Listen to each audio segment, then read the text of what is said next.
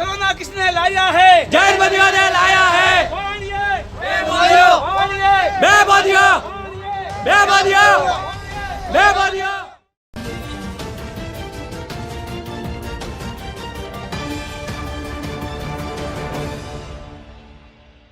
नमस्कार, मैं सचिन दुबे। आप सभी दर्शकों का इंडियन सिटीज़न टीवी में स्वागत है। अनूप मंडल नामक एक संगठन है जो बार बार काफ़ी समय से जैन समाज पर अभद्र टिप्पणी और उनके ऊपर कई आरोप लगाते आ रहा है और हाल ही में अनूप मंडल ने फिर से जैन समाज के ऊपर एक अभद्र टिप्पणी और एक आरोप लगाया है। इसी विषय पर आज हमारे साथ ललित परमार जी हैं। हम उनसे जानते हैं कि उनका इस विषय पर क्या कहना है। सर, जो अनूप मंडल नामक जो संगठन है वो बार बार जैन समाज को टारगेट बना रहा है, इस विषय पर आपको क्या कहना है? अनूप मंडल नामक एक गैर संवैधानिक संस्था है और ये संस्था पिछले 100 सालों से जैन समाज पर कुठाराघात कर रही है। उनका प्रायोजन क्या है, उनका मतलब क्या है, उद्देश्य क्या है, इस समझ से परे है। और जब जब संवाद किया गया, जब जब उनसे पूछा गया, जब जब उनसे तर्क किए गए, तो कुतर्कों के माध्यम से उन्होंने माहौल को बिगाड़ने की कोशिश की। उन्होंने माहौल को सही करने का प्रयास कभी नहीं किया। 100 वर्षों से जैन समाज सहन करता आ रहा है, उनकी अनगल बकवासों को सुनता आ रहा है। उन्होंने वार पर प्रतिवार कभी नहीं किया, लेकिन हद जब हो गई, जब अनूप मंडल ने ये कहा कि जैन समाज ने ये कोरोना नामक महामारी लाई है, जैन समाज कुदरती प्रकोप की जो भी घटनाएं घटित होती है वो अपनी राक्षसी और मायावी विद्या के माध्यम से ये मतलब समाज में फैला रहे, देश में फैला रहे, विश्व में फैला रहे हैं। और सबसे बड़ी बात यही नहीं कि उन्होंने ये कुप्रचार किया, उन्होंने हमारे राजस्थान की कई जैन मंदिरों की मूर्तियाँ तोड़ी, कई मंदिरों को ध्वस्त करने की कोशिश की, हमारे संतों पर हमला किया। वर्षों से ये संतों पर हमला करते आ रहे हैं और पिछले 4-5 वर्षों से तो इन्होंने ऐसे प्रमाण भी हमारे पास मिले हैं कि उन्होंने रोड दुर्घटना में हमारे साधु संतों को मरवाया है। 500 से अधिक दुर्घटनाएं हुई है, 500 से अधिक, 500 दुर्घटनाएं। इतने वर्षों में कभी हमारे साधु संत जो पैदल विहार करते हैं, जो गाड़ी का उपयोग नहीं करते हैं, जो जूते नहीं पहनते हैं, जो सड़कों पर चलते हैं, हाईवे पर चलते हैं, उनको रोड एक्सीडेंट के द्वारा उनका एक्सीडेंट करवाया गया। उसकी जांच की हम सरकार से मांग कर रहे हैं और अगर ये मांग सही रूप से हुई तो निश्चित रूप से पता चलेगा कि हमारे साधु संतों को मरवाने में इस तथाकथित मंडल का हाथ है। हमारा पूर्णतया शक है उसके ऊपर और इसलिए हमने सरकार से मांग भी की है। हमारे संतों पर निरंतर हमले हो रहे हैं। बीच में हमारे क्रांतिकारी जैनाचार्य विमल सागर सुरेश्वर जी महाराज साहब का मतलब तस्वीर जलाई गई और ये निरंतर अभी राजस्थान में मतलब मोर्चा, ये 144 धारा होने के बावजूद, कोरोना के बावजूद लोग एकत्रित होकर जिन शासन मुर्दाबाद के नारे लगा रहे हैं। आखिर जैन समाज कहाँ तक सहन करेगा? हमारे शास्त्रों में लिखा है कि जब धर्म पर अपघात होता है, धर्म पर हमला होता है, तब आप शस्त्र भी उठा सकते हैं। और अगर जैन समाज पर इसी तरह कुठाराघात होता रहा तो अब अनूप मंडल की खैर नहीं, क्योंकि हम कायर नहीं हैं। हम भी अपने हक के लिए, अपने धर्म के लिए कुर्बान होने के लिए तैयार हैं। सर, ये जो घटनाएं हुई हैं, इन सभी घटनाओं को देखने के बाद अनूप मंडल के बारे में आपका क्या विचार है? मैं तो उनको यही कहना चाहता हूँ, अनूप मंडल के जो भी तथाकथित लोग हैं, कि समझ जाइए, मूर्खतापूर्ण बातों को छोड़िए। ये विध्वंसता फैलाकर ये धर्मनिरपेक्ष भारत देश जहाँ हम सब भाई भाई की तरह रहते हैं, हमारे अंदर ये फूट मत डालिए। अंग्रेज़ों ने फूट डालो, राज करो की नीति अपनाकर हमें गुलाम बना दिया। एक बार आप हमारे हिंदुत्व के अंदर ये खतरे की घंटी बजा रहे हो। मुझे लगता है आपके पीछे कोई बहुत बड़ा षड्यंत्र हाथ है। मैं चाहता हूँ देश के खातिर, राष्ट्र उत्थान के खातिर, मानवता के खातिर आप अपने कदम पीछे ले लीजिए और धर्म के अंदर खाई मत गिराइए। सर, दूसरा सवाल मेरा ये है कि आपको क्या लगता है कि अनूप मंडल जो संगठन है वो ऐसा क्यों कर रहा है बार बार? हमें तो एक ही रीजन समझ में आ रहा है कि इसके पीछे कोई बहुत बड़ा षड्यंत्र है।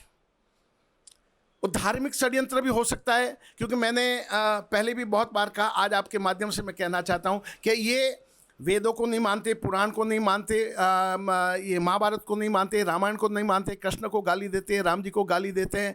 और मतलब कि ये जैन समाज के पीछे तो बिल्कुल खा पी के पड़े हुए हैं, लेकिन ये कभी कुरान को गलत नहीं बोलते, ये कभी बाइबिल को गलत नहीं बोलते। तो और जब हम कभी उनके संवाद में सवाल करते हैं कि आप उनके खिलाफ तो नहीं बोलते, हमारे खिलाफ क्यों बोलते, तब बोलते वो तो हमारे भाई है।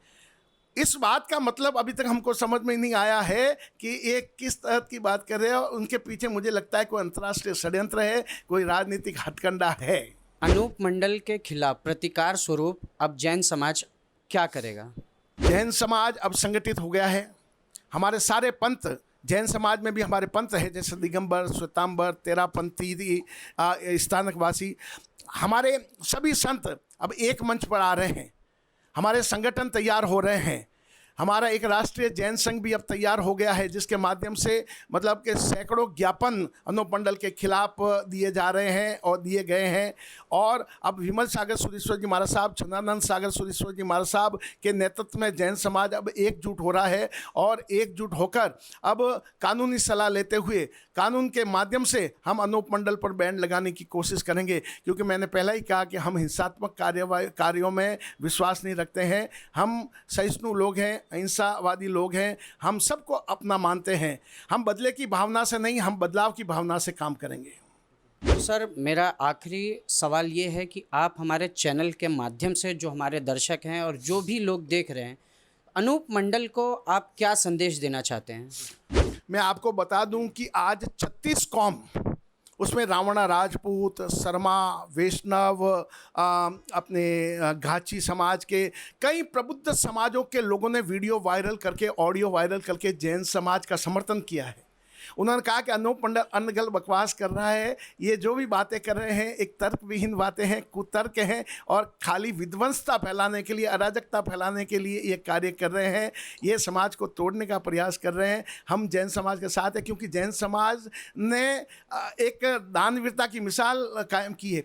आज पूरे हिंदुस्तान में जहाँ जहाँ जैन समाज है, चाहे वह विद्यालय हो, चाहे चिकित्सालय हो, चाहे गौशाला हो, चाहे प्याऊ हो, कोई भी सामाजिक क्षेत्र के कार्य में सबसे अहम भूमिका जैन समाज की रही है। और हिंदुस्तान का सबसे ज़्यादा आयकर देने वाला समाज जैन समाज है।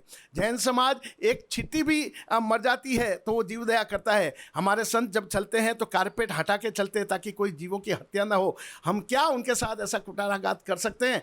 कदाचित नहीं कर सकते। इसलिए 36 कौम भी हमारा साथ दे रही है, और 36 कौम को भी मालूम है कि ये लोग कृष्ण, राम जी, महाभारत, रामायण, पुराण, वेद सबको गलत ठहरा रहे। इसका मतलब उनके अंदर कुछ ना कुछ काला ही नहीं, पूरी दाल काली है।